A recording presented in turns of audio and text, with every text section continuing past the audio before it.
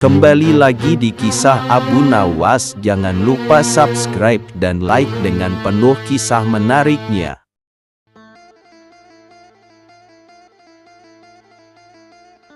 Ingin seperti Umar bin Khattab. Pada suatu pagi yang tenang, Baginda Raja tampak gelisah di ruang singgasananya. Ia berjalan mondar-mandir, seperti sedang memikirkan sesuatu yang amat penting. Tanpa banyak bicara, ia segera memanggil pesuruh istana dan menyuruhnya memanggil Abu Nawas. Tak lama kemudian, Abu Nawas pun datang dengan langkah santai, namun penuh rasa ingin tahu. Baginda memang terkenal jarang memanggilnya tanpa sebab. Apa gerangan yang membuat Baginda memanggil hamba dengan tergesa-gesa? Tanya Abu Nawas dengan sopan. Sang raja menatap Abu Nawas serius. Aku ingin mengelilingi negeri ini, Abu Nawas. Menyusuri desa-desa, melihat langsung kehidupan rakyatku. Dan aku ingin engkau menemaniku. Abu Nawas agak terkejut. Hamba siap, Baginda. Hamba tidak patut membantah titah raja. Tanpa pengawalan, tanpa menteri, tanpa upacara. Hanya Baginda Raja dan Abu Nawas, berdua, menyusuri negeri dengan pakaian sederhana. Perjalanan itu terasa panjang, bukan karena jarak, tapi karena Baginda mulai melihat apa yang selama ini tersembunyi dari balik dinding istana, rumah-rumah reyot, sawah yang kering, dan wajah rakyat yang lesu. Kenapa Baginda tidak membawa pengawal istana atau para menteri? Tanya Abu Nawas dalam perjalanan. Engkau akan tahu alasanku nanti, jawab sang raja singkat. Suatu siang di sebuah desa kecil, mereka mendengar tangisan seorang anak. Tangisan itu pilu, memecah sunyi. Baginda menghentikan langkah dan menoleh ke Abu Nawas. Ayo kita ke sana, ajaknya. Mereka mendekati rumah itu. Rumah yang sangat sederhana, bahkan bisa dibilang nyaris roboh. Setelah mengetuk pintu, keluarlah seorang perempuan muda. Wajahnya sembab, mata merah karena terlalu sering menangis. Ada apa kalian datang ke sini? Tanyanya waspada. Kami musyafir yang kebetulan lewat. Kami mendengar anakmu menangis, jawab sang raja. Perempuan muda itu tampak ragu. Tapi tangisan dari dalam rumah memaksanya membuka cerita. Sudah 3 hari anak-anakku tidak makan. Mereka terus menangis karena lapar, katanya lirih. Kenapa tidak memasak sesuatu? Tanya Abu Nawas. Aku hanya merebus batu di dalam panci. Agar mereka mengira sedang dimasakkan makanan. Aku hanya ingin mereka tertidur dengan harapan kosong yang tersisa. Mendengar itu, Abu Nawas menatap tajam ke arah raja. Tapi sang raja hanya diam. Matanya memerah, hatinya terguncang. Perempuan muda itu melanjutkan, aku sudah tak bisa berhutang lagi. Semua tetangga juga kesusahan.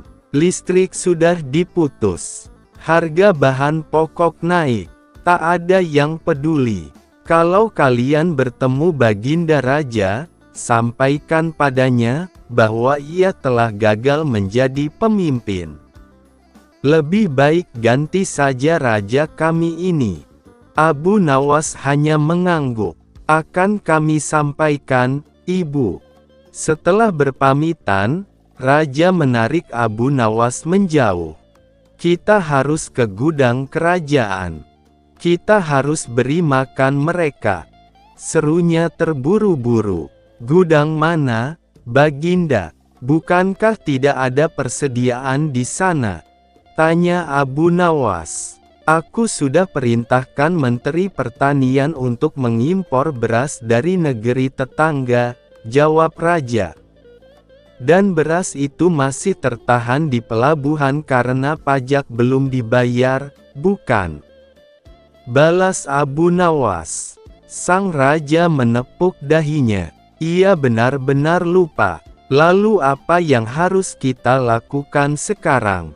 Tanyanya frustasi. Abu Nawas menatap langit sejenak, lalu berkata, Baginda, kalau Baginda ingin menolong keluarga itu dengan sungguh-sungguh, jadikan saja perempuan itu istri Baginda. Sang raja menoleh kaget. Apa maksudmu?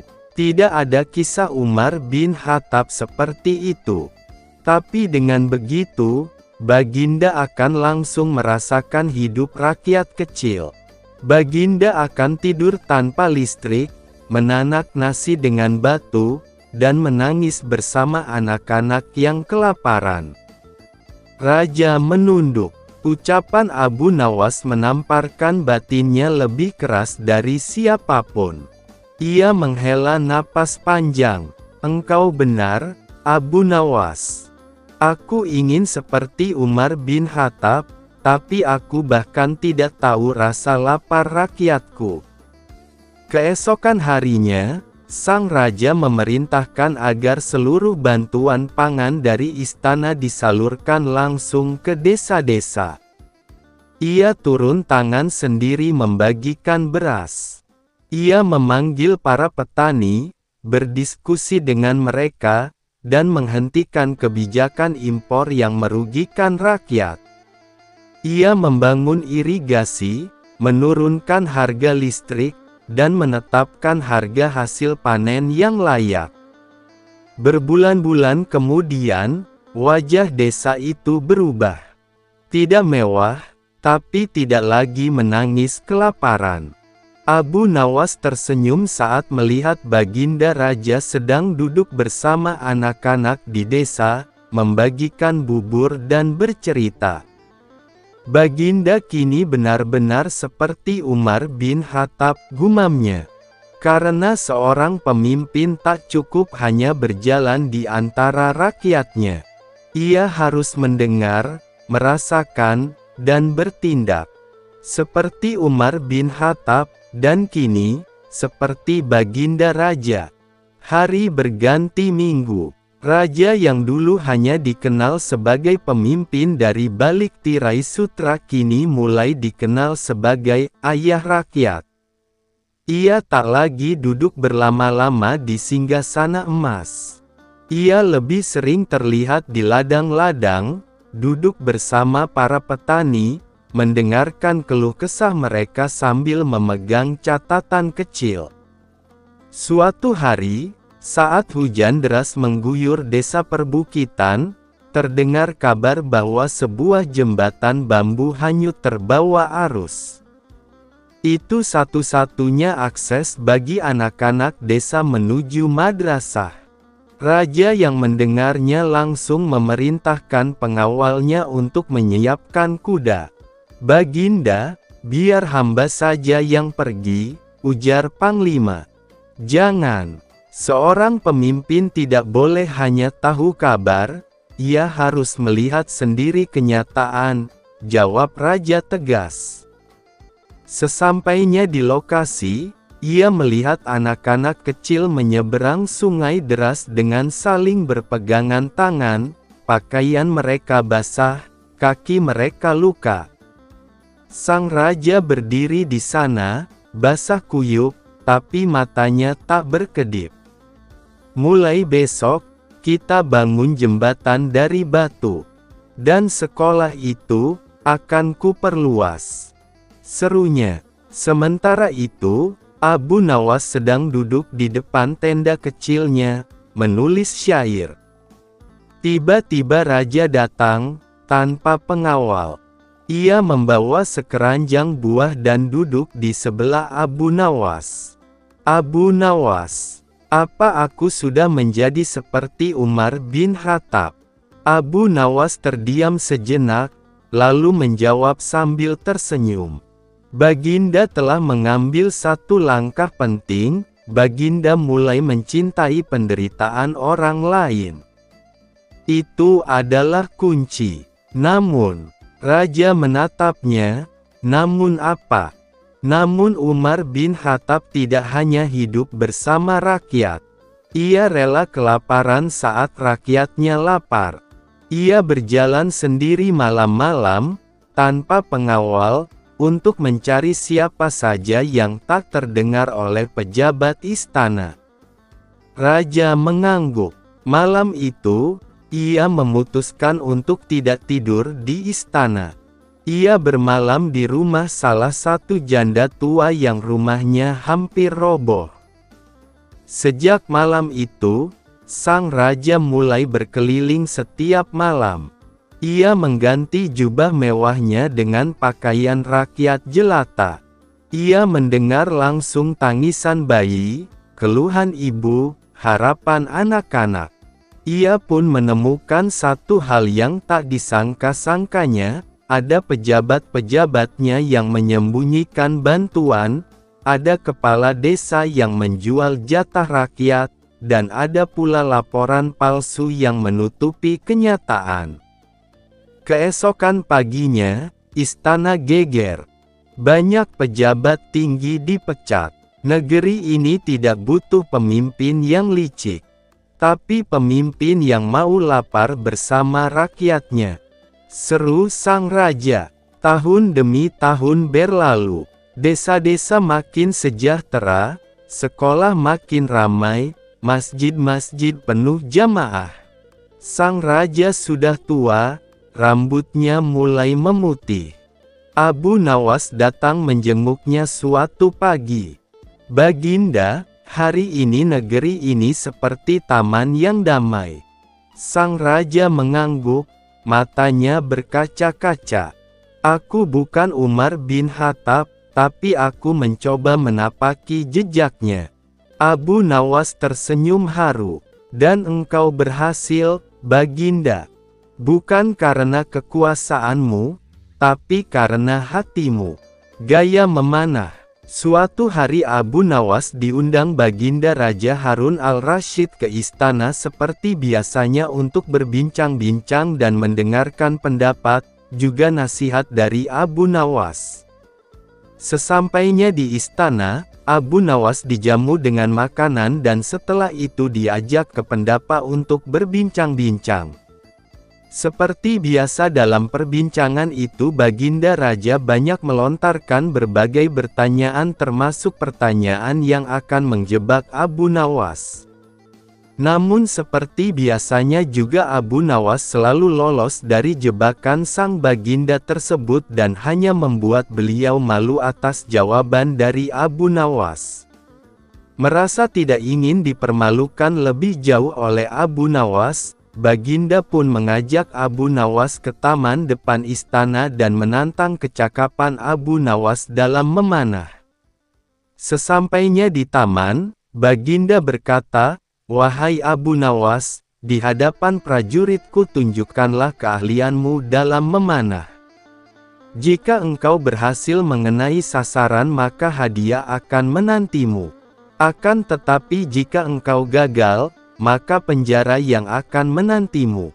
Meski sedikit risau mendengar perintah Baginda yang bertujuan menjebaknya, Abu Nawas tetap memperlihatkan sikap santai dan menerima tantangan itu. Lapun mulai mengambil busur beserta 3 anak panahnya sambil memikirkan jalan keluar jika ia nanti gagal mengenai sasaran, karena ia memang jarang memanah.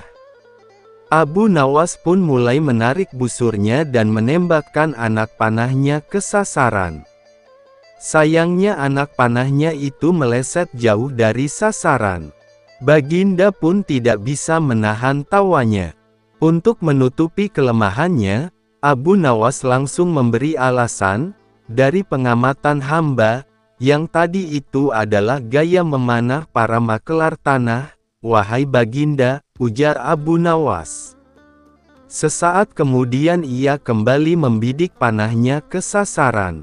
Namun ia gagal lagi, ia pun kembali berkilah, Kalau yang ini paduka gaya juragan tanah, kata Abu Nawas menutupi kelemahannya yang kedua.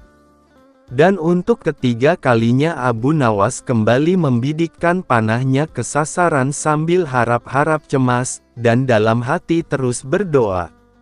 Entah kenapa kali ini nasib baik datang padanya, anak panah Abu Nawas mengenai tepat sasaran. Nah, yang ini baru gaya Abu Nawas memanah, hamba pun menunggu hadiah yang paduka janjikan, kata Abu Nawas gembira. Baginda pun tidak bisa menahan tawanya. Sesuai yang dijanjikan, Baginda memberikan hadiah kepada Abu Nawas, pun langsung mohon diri kembali kepada keluarganya. Tetangga usil, Abu Nawas adalah orang yang sangat sederhana, meskipun ia dikenal dekat dengan Baginda Raja Harun al-Rasyid, tetapi kehidupan keluarganya cukuplah sederhana, tidak memiliki harta benda yang berlimpah, selalu berbagi dengan fakir miskin di sekitarnya. Jika ia mendapat rezeki lebih seperti mendapatkan hadiah dari Baginda Raja. Selain menjadi orang terdekat Raja, sehari-harinya ia juga bekerja serabutan seperti banyak orang di kampungnya. Kadang ia berkebun, menebang pohon, menjadi tukang kayu dan pekerjaan-pekerjaan lainnya yang dianggap halal.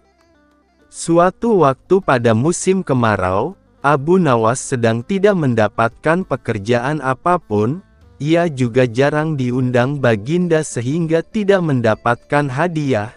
Pemasukan Abu Nawas semakin menipis, ia hanya mengandalkan sisa dari tabungan untuk membiayai keluarganya sehari-hari. Kadang Abu Nawas mengisi kekosongan waktunya itu dengan beribadah saja karena tidak ada pekerjaan lain.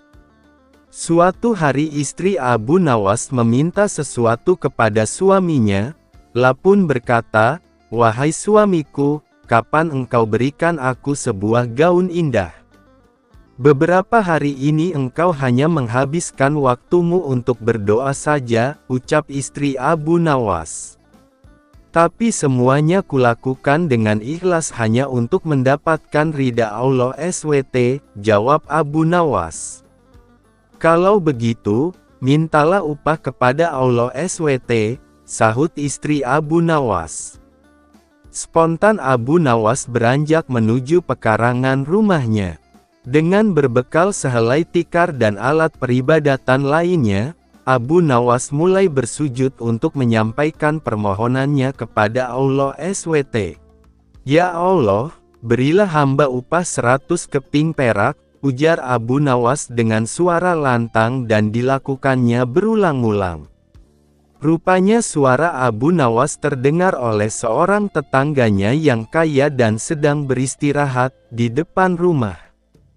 Mendengar permohonan Abu Nawas itu, tetangganya pun berniat untuk mengerjai Abu Nawas, langsung melempar sekantung uang perak 100 keping ke arah Abu Nawas.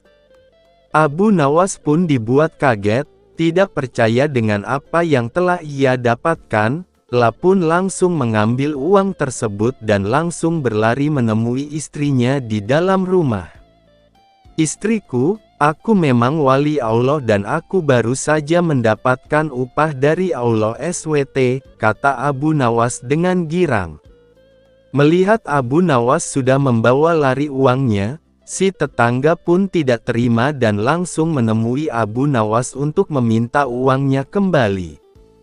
"Hai Abu Nawas, kembalikan uang yang baru saja aku lemparkan tadi." "Itu milikku," kata tetangga itu. "Bagaimana mungkin uang itu milikmu? Aku memohon kepada Tuhan dan uang yang jatuh itu pasti jawaban dari Tuhan," jawab Abu Nawas. Karena Abu Nawas tetap bersikeras tidak mau mengembalikan uang tersebut, tetangga usil itu pun memutuskan untuk menyelesaikan permasalahan itu di pengadilan. Sehari setelah itu Abu Nawas pun dipanggil ke pengadilan. Hakim mulai bertanya, "Hai Abu Nawas, engkau hadir di sini karena suatu perkara?" "Engkau telah disangka mengambil kepunyaan tuan ini," kata hakim sambil menunjuk ke arah tetangga Abu Nawas. "Apa pembelaanmu wahai Abu Nawas?" tambah hakim. "Tetangga saya ini gila tuan hakim, lah pikir semua yang ada di dunia ini adalah miliknya. Coba tanyakan saja, misalnya jubah saya, keledai saya, tentu semua diakui sebagai miliknya," jawab Abu Nawas. "Tapi uang itu memang milikku," teriak tetangganya yang kaget akan pernyataan Abu Nawas tersebut. Abu Nawas kemudian menceritakan seluruh kronologi kejadiannya. Hakim akhirnya memutuskan jika Abu Nawas tidak bersalah dan uang itu adalah sah milik Abu Nawas karena ia sudah memohon kepada Tuhan dan uang itu jatuh sendiri kepadanya. Abu Nawas dan harimau berjenggot. "Hai Abu Nawas," seru Khalifah Harun al-Rasyid, "sekarang juga kamu harus dapat mempersembahkan kepadaku seekor harimau berjenggot, jika gagal, aku bunuh kau."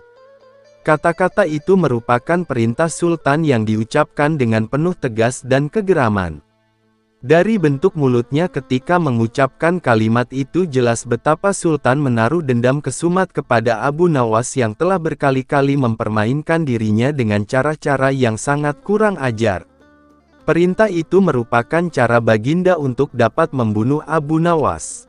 "Ya tuanku Syah Alam," jawab Abu Nawas, "semua perintah paduka akan hamba laksanakan, namun untuk yang satu ini hamba mohon waktu 8 hari. "Baik," kata baginda. Al-Kisah, pulanglah Abu Nawas ke rumah.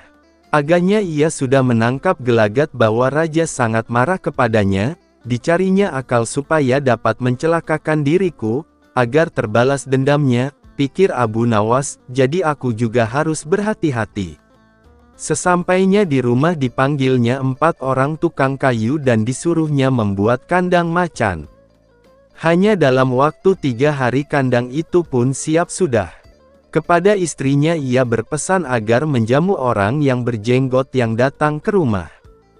"Apabila Adinda dengar Kakanda mengetuk pintu kelak, suruh dia masuk ke dalam kandang itu," kata Abu Nawas sambil menunjuk kandang tersebut, lah kemudian bergegas pergi ke musala dengan membawa sajadah. "Baik," kata istrinya. "Hai Abu Nawas, tumben kamu salat di sini?" bertanya imam dan penghulu musala itu. "Sebenarnya saya mau menceritakan hal ini kepada orang lain, tapi kalau tidak kepada tuan penghulu kepada siapa lagi saya mengadu," jawab Abu Nawas. "Tadi malam saya ribut dengan istri saya, itu sebabnya saya tidak mau pulang ke rumah." "Pucuk dicinta, ulam tiba," pikir penghulu itu. "Kubiarkan Abu Nawas tidur di sini dan aku pergi ke rumah Abu Nawas menemui istrinya, sudah lama aku menaruh hati kepada perempuan cantik itu." "Hai Abu Nawas," kata si penghulu, "bolehkah aku menyelesaikan perselisihan dengan istrimu itu?" "Silakan," jawab Abu Nawas. "Hamba sangat berterima kasih atas kebaikan hati tuan." Maka pergilah penghulu ke rumah Abu Nawas dengan hati berbunga-bunga, dan dengan wajah berseri-seri diketuknya pintu rumah Abu Nawas. Begitu pintu terbuka ia langsung mengamit istri Abu Nawas dan diajak duduk bersanding. "Hai Adinda," katanya, "apa gunanya punya suami jahat dan melarat? Lagi pula Abu Nawas hidupnya tak karuan, lebih baik kamu jadi istriku, kamu dapat hidup senang dan tidak kekurangan suatu apa." "Baiklah kalau keinginan tuan demikian," jawab istri Abu Awas. Tak berapa lama kemudian terdengar pintu diketuk orang, ketukan itu membuat penghulu belingsatan. "Kemana aku harus bersembunyi?" ia bertanya kepada nyonya rumah. "Tuan penghulu," jawab istri Abu Nawas, "silahkan bersembunyi di dalam kandang itu." Ia lalu menunjuk kandang yang terletak di dalam kamar Abu Nawas. Tanpa pikir panjang lagi penghulu itu masuk ke dalam kandang itu dan menutupnya dari dalam. sedangkan istri Abu Nawas segera membuka pintu, sambil menengok ke kiri kanan. Abu Nawas masuk ke dalam rumah. "Hai Baginda, apa yang ada di dalam kandang itu?" tanya Abu Nawas. "Tidak ada apa-apa," jawab istrinya. "Apa putih-putih itu?" tanya Abu Nawas, lalu dilihatnya penghulu itu gemetar karena malu dan ketakutan. Setelah 8 hari Abu Nawas memanggil 8 kuli untuk memikul kandang itu ke istana. Di Baghdad orang gempar ingin melihat harimau berjenggot. Seumur hidup, jangankan melihat, mendengar harimau berjenggot pun belum pernah. Kini Abu Nawas malah dapat seekor. Mereka terheran-heran akan kehebatan Abu Nawas. Tetapi begitu dilihat penghulu di dalam kandang, mereka tidak bisa bilang apa-apa selain mengiringi kandang itu sampai ke istana hingga menjadi arak-arakan yang panjang.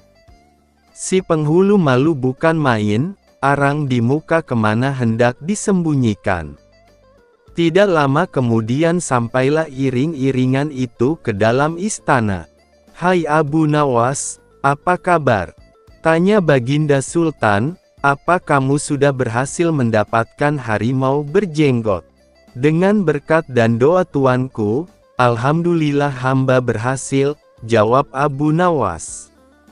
Maka dibawalah kandang itu ke hadapan Baginda. Ketika Baginda hendak melihat harimau tersebut, si penghulu memalingkan mukanya ke arah lain dengan muka merah padam karena malu. Akan tetapi kemanapun ia menoleh, ke situ pula Baginda memelototkan matanya. Tiba-tiba Baginda menggeleng-gelengkan kepala dengan takjub, sebab menurut penglihatan beliau yang ada di dalam kandang itu adalah penghulu musala. Abu Nawas buru-buru menimpali, "Ya tuanku, itulah harimau berjenggot." Tapi Baginda tidak cepat tanggap, beliau termenung sesaat. Kenapa penghulu dikatakan harimau berjenggot? Tiba-tiba Baginda bergoyang ke kiri dan ke kanan seperti orang berdoa. "Hem, oh penghulu. Ya tuanku Syah Alam," kata Abu Nawas, "perlukah hamba memberitahukan kenapa hamba dapat menangkap harimau berjenggot ini di rumah hamba sendiri?" Ya, ujar Baginda sambil menoleh ke kandang itu dengan mata berapi-api. "Ya aku maklum sudah." Bukan main murka Baginda kepada penghulu itu, sebab ia yang semestinya menegakkan hukum, ia pula yang melanggarnya. Ia telah berkhianat. Baginda segera memerintahkan punggawa mengeluarkan penghulu dari kandang dan diarak keliling pasar setelah sebelumnya dicukur segi 4, agar diketahui oleh seluruh rakyat betapa aibnya orang yang berkhianat. Abu Nawas dan kasus kambing bicara di Baghdad. Pagi hari di Baghdad selalu ramai, tetapi pagi itu lebih riuh dari biasanya. Para pedagang berbisik-bisik, beberapa ibu-ibu tampak ketakutan, sementara anak-anak berlari sambil meneriakkan sesuatu yang aneh. Ketika Abu Nawas berjalan santai menuju pasar dengan roti pemberian sultan di tangannya, ia melihat kerumunan besar di tengah alun-alun kota. Ia mengernyit, memiringkan sorbannya, dan bertanya kepada seorang lelaki tua, "Ada apa ini?" Baghdad biasanya ramai, tapi ini seperti pasar yang dipenuhi gosip. Lelaki tua itu berbisik, "Abu, ada seekor kambing yang katanya bisa bicara." Abu terdiam, lalu tertawa. "Kambing bicara? Kalau begitu Baghdad sudah lebih maju dari istana." Ia berjalan mendekati kerumunan. Suara riuh mulai terdengar jelas, "Kambingnya bicara. Suaranya mirip manusia. Tidak mungkin. Aku mendengarnya sendiri." Di tengah kerumunan, seorang pedagang kaya bernama Rafiq sedang memamerkan seekor kambing putih yang diikat dengan tali merah. Kambing itu tampak sangat jinak, matanya sayu, dan tidak terlihat punya kemampuan berbicara. Namun pedagang itu berseru lantang, "Siapa saja yang ingin mendengar kambing bicara, bayar 1 keping perunggu." Banyak orang maju dan membayar, memaksa kambing itu untuk bersuara. Namun kambing itu hanya mengembik seperti biasa. Rafiq lalu berkata, "Kambing ini hanya bicara saat melihat orang yang jujur. Jika dia hanya mengembik saat melihat kalian, maka itu pertanda buruk." Kerumunan mendadak heboh. Semua merasa ditipu tapi tidak bisa membuktikannya. Abu tertawa kecil, lalu maju ke depan. "Wahai Rafiq," katanya, "aku ingin mendengar kambing ini bicara." Rafiq tersenyum licik. "Tentu saja, Abu Nawas. Kau harus bayar 1 keping perunggu." Abu mengeluarkan 1 keping dengan santai. Namun sebelum ia meletakkannya, ia berkata, "Tapi apakah kambing ini bisa bicara, atau hanya pemiliknya yang pandai berbohong?" Seluruh kerumunan terdiam. Rafiq tersinggung. "Berani-beraninya kau meragukan kambingku. Tanyakan apa saja, dan ia akan menjawab." Abu menatap kambing itu dalam-dalam, lalu mendekat. Ia membisikkan sesuatu ke telinga kambing dengan nada pelan namun penuh rahasia. Yang terjadi kemudian membuat semua orang membelalakkan mata. Kambing itu mengembik panjang, keras, dan suaranya terdengar seperti seseorang mengeluh. Kerumunan heboh. Beberapa ibu-ibu mundur ketakutan. Rafiq terperangah, keringat dingin mengalir di dahinya. Apa yang kau bisikkan pada kambingku?" Abu tersenyum lebar. "Aku hanya bertanya apakah ia setuju dengan harga roti yang semakin mahal di Baghdad." Kerumunan langsung pecah tertawa. Tapi Rafiq tidak ikut tertawa, justru semakin gelisah. Ia tampak panik seolah rahasianya sedang digali. Abu kemudian berkata, "Tapi aku penasaran, mengapa kambing ini hanya bicara ketika aku yang bertanya? Padahal katanya tadi kambing hanya bicara pada orang jujur." Kerumunan tiba-tiba memandang ke arah Rafiq dengan tatapan curiga. Wajah pedagang itu mulai pucat pasi. Abu melanjutkan, "Atau jangan-jangan kambing ini bukan bicara, melainkan sedang meniru seseorang yang sering ia dengar." Orang-orang mulai berbisik. "Maksudnya apa? Apa kambing itu meniru suara Rafiq? Jadi selama ini dia yang bohong?" Rafiq mencoba menyela, tapi Abu lebih cepat. "Kambing ini suaranya aneh. Embikannya seperti orang yang sedang marah dan mengeluh. Sama seperti pedagang yang aku pernah dengar ketika menipu pembeli." Seluruh kerumunan menoleh kepada Rafiq. Pedagang itu tak tahan lagi.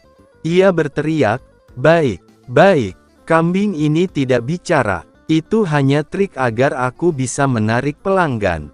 Kerumunan langsung gemuruh. Ada yang marah, ada yang merasa tertipu, ada juga yang menertawakan kebodohan mereka sendiri. Rafiq langsung kabur ketakutan, meninggalkan kambingnya. "Bagaimana kau tahu itu hanya trik?" tanya seorang ibu. Abu menjawab santai, "Tidak ada kambing yang bisa bicara, kecuali kambing yang mampu membeli makanannya sendiri." Orang-orang tertawa terpingkal-pingkal. Setelah keramaian mereda, seorang penjaga istana datang memanggil Abu. "Sultan memanggilmu lagi. Katanya ini urusan besar yang membutuhkan kecerdasanmu." Abu Nawas menepuk dahinya. "Astaga, aku belum sarapan."